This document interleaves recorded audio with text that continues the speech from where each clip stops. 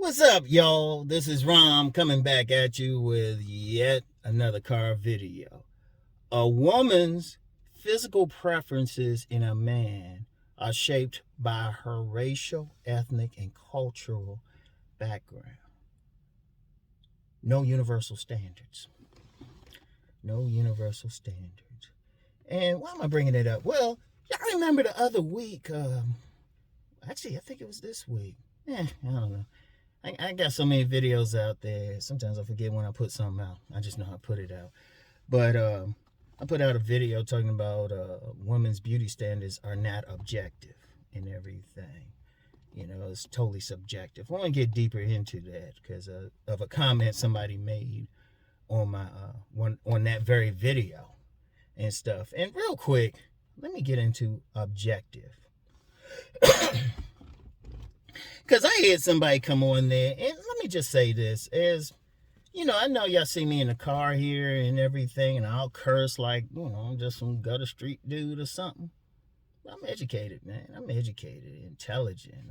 I'll challenge anybody to an IQ test.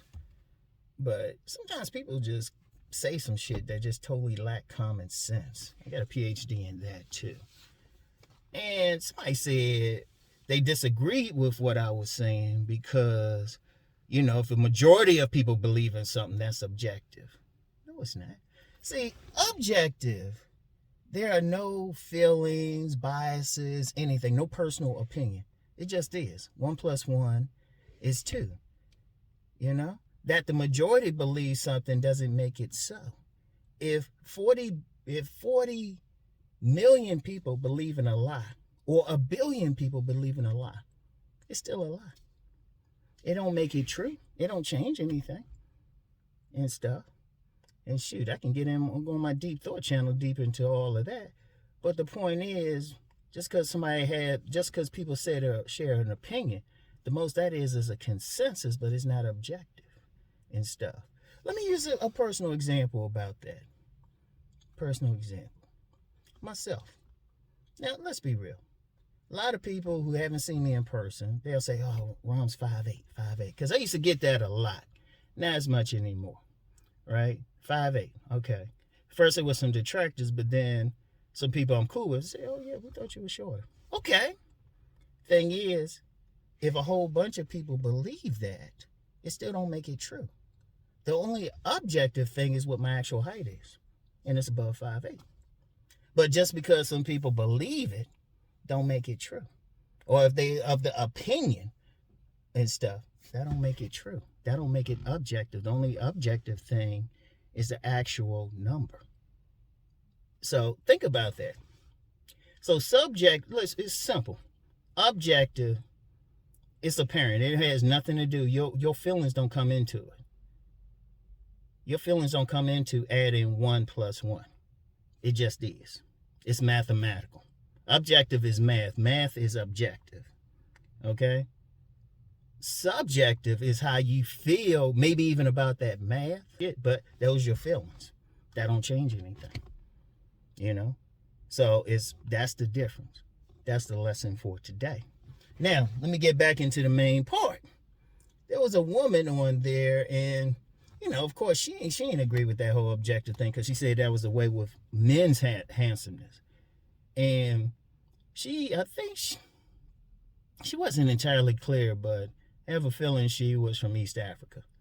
She was from that region, Ethiopian or Eritrean, because she mentioned Ethiopians and Eritreans and stuff. But she also said she had attraction to 2 types of men. One were like those Scandinavian men. Now, you know, generally, you know, on average, they tall, slimmer. Okay. All right. But also she had an attraction to West African men. You know, average height isn't as tall, but stockier, thicker, and everything and stuff. And she actually said she wasn't attracted to Black American men. I was like, okay, that's fair. I love honesty. See, the thing is, if you look at any group of women, they're going to have a general preference. Because at the end of the day, everyone has their individual preference. But if you look at any groups, like study any groups, there's always going to be something that's promoted. Like, I give you an example. Like, you got a lot of guys talk about the whole Chad thing. Okay. Or even the height thing. She brought up the height thing. She specifically brought up the height thing, and she specifically said that whole obsession with being super tall or something like that is a Western thing. And, you know, you can understand it in European countries because on average, they're tall. I mean, it is what it is. You know, average height in the Netherlands like 5'11", like 5'10", 5'11" and stuff. And you know what? That's cool. That is cool. Right? So you can understand what the women are generally go for, right? You know, slimmer, taller. In fact, I remember seeing somebody, they were talking about, you know, what a man needs to do to get in shape. He has to be lean. And I was like, please. In fact, I remember somebody talking about, you know, women don't really want football player builds and shit. I was like, they must not live in the States. Seriously. Indeed, I see a lot of detractors and stuff. They don't live in this damn country or be trying to say stuff. I was like, you don't live here. Wait, what you... Okay. Alright. Wait, go ahead. Yeah. Alright, anyway. It depends, you know? And, you know, that might be the thing in certain parts of Europe, even certain parts of this country. But then you get into ethnic groups, you get into culturals. Like if you in the South, regardless of race, if you got some size on you, got some muscle on you and shit, you gonna get yours. Shit, anybody say any Southern food knows that. Shit. You know? But then if you in other areas like, and this is the cultural aspect, like more upper middle class areas, you know, you could probably get away with being like more leaner and everything. It just depends. It depends, you know, what your class is. Like if you working class, you know, you need to be built like you can work. And women in those classes, they tend to like a roughneck type. Shout out Cousin Tito. But then in other areas where, you know, working out like that or doing physical labor like that isn't a big thing, it might be more, you know, slimmer and all of that. Okay, and that's cool. But then that's just in maybe a Western country, like something like the United States or Northern Europe. But then you go someplace like Africa, like West Africa. You look at West Africans in general, like that part of West Africa, even going down to South Africa. If dudes got some size on them, they ain't still gonna get some pussy. The women still gonna show a preference for them. You know, and in fact, I mean that's anywhere. You know what? Let me shout out Cousin Tito. He was telling me about male exotic dancers in Europe and America. In Europe, they tend to prefer the male exotic dancers to be on the slimmer side. There was a show on Netflix that showed that Toy Boy. It's actually a good murder story and shit, crime story that broke out in the dance every now and then. All right. But then if you look at a show that was on BET Plus, All the Queen's Men, and they had 5 dancers, you know, one was slim. Other ones, they had some stuff on a more athletic build, but then 2 of them, they were diesel, including Bolo.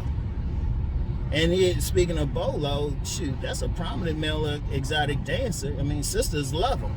But dude, 5'9", about 200-something pounds. He's definitely stocky, you know. But that's the community he's going for, you know. Because one of the problems I'm seeing, a lot of guys, they got to take in consideration where they at. You know, what community, what women they trying to appeal to, you know. Like one criticism I have of the black pill communities and stuff, they act like they only focus on really one group of women, you know, and even with the class, more upper class white women. Okay, that's cool, which I strongly suggest any brothers following that. It was like, dude, they ain't including what you really want unless you an Oreo. Seriously, but you go in the hood or something like that, or you go in predominantly black areas, the women, they ain't so much checking for that. If you go over to Africa, Nigeria, Ghana, Gambia, either west, east, south, I mean, whatever, Tanzania, what they looking for in a man is totally different. Don't look shit like a Chad, you know. But it's up to the group, because understand something.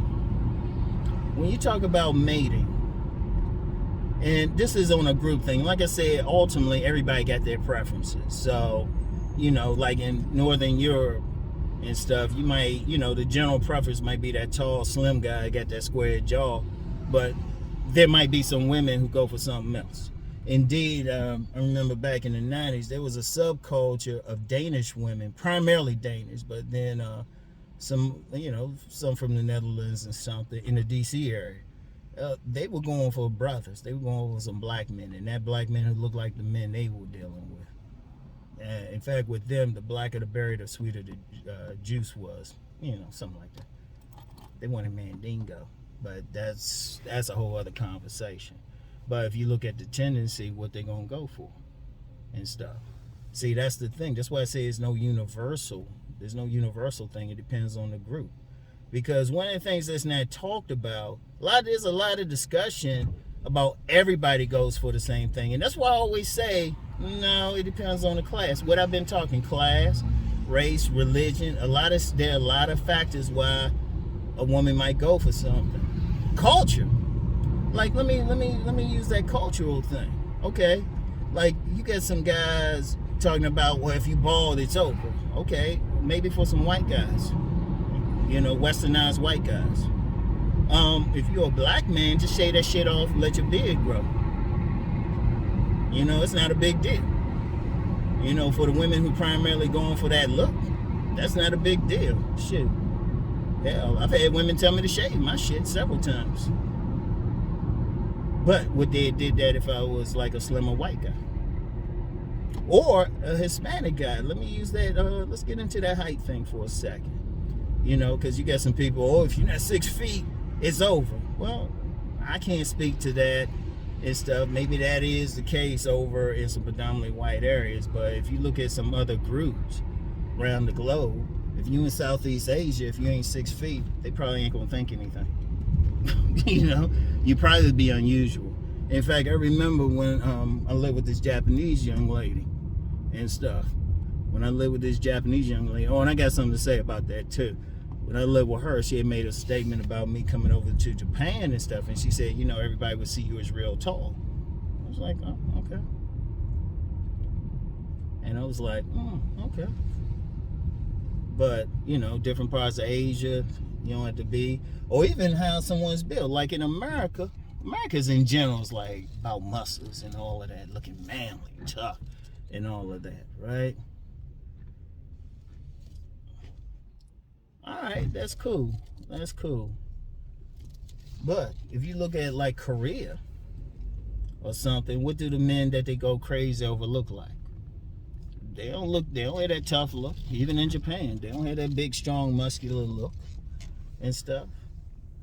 Shit, what they call that shit? Biso shin, something like that. It's totally different. But that's a cultural thing. Oh, and I was going to say something about the Japanese thing. When you talk about like, because then even when you, within the racial groups, you can break down into different ethnic groups. Different, and there could be some subtle differences in what they like. Because I lived with a Japanese woman, dealt with a Korean young lady and stuff. And one of the things I developed, I was like, you know, once you really learn, you really get an idea, you know how to look, you can actually tell the difference.